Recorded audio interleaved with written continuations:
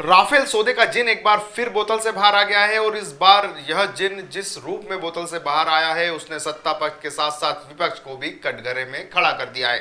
जी हां, 65,000 करोड़ के राफेल सौदे में 65 करोड़ की रिश्वत लेने का मामला सामने आया है और इसकी जो समय अवधि बताई जा रही है वह 2007 से 2012 के बीच की बताई जा रही है। जिस समय कांग्रेस की सरकार थी 2014 में, भले ही नरेंद्र मोदी की सरकार देश में आई हो, लेकिन जो रकम लेने के आदान प्रदान का जो समय बताया जा रहा है वह कांग्रेस की सरकार के समय का बताया जा रहा है। अब इस पूरे ही मामले में आप विस्तृत रूप से जानिए कि किस तरह से सौदा हुआ, सौदा होने के बाद किसके माध्यम से यह रकम ली गई। और इस बार कटघरे में है सीबीआई और ईडी मतलब प्रवर्तन निदेशालय। हालांकि हम बिल्कुल भी इन दोनों ही हमारी जो स्वतंत्र संस्थाएं हैं उन पर लगे आरोपों की पुष्टि नहीं करते, लेकिन मीडिया रिपोर्ट क्या कह रही है यह जरूर हम आपको बताते हैं।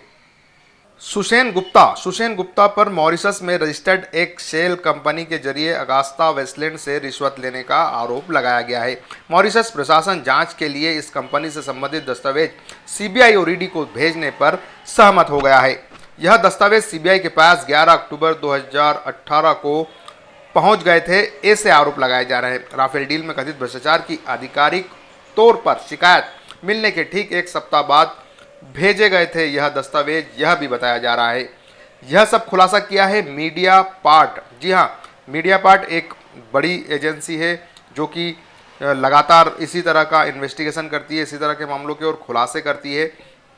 इसी एजेंसी ने जो है खुलासा किया था मीडिया पार्ट ने, और उस खुलासे के बाद जो है हम ये कहें कि जहां पर राफेल का निर्माण हुआ, फ्रांस उस राष्ट्र ने न्यायिक जांच के आदेश भी दे दिए। भले ही हमारे देश में अब तक राफेल की जांच शुरू नहीं हुई है, लेकिन अब यह बताया जा रहा है कि यह जो रकम की राशि है 2007 से 2012 के बीच में इसका आदान प्रदान हुआ। अब बात यह सामने आ रही कि जिस समय कांग्रेस सत्ता में थी उस समय यह राशि का आदान प्रदान हुआ है। हालांकि अब इस पूरे ही मामले में एक और नया खुलासा हो गया है।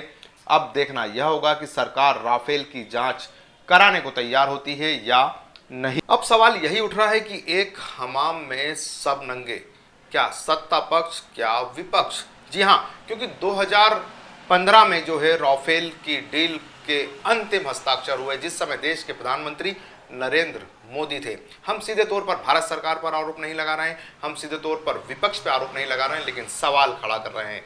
जी हां, एक बार फिर सवाल खड़ा हो रहा है कि राफेल सौदे की आखिर जांच क्यों नहीं करने दी जा रही।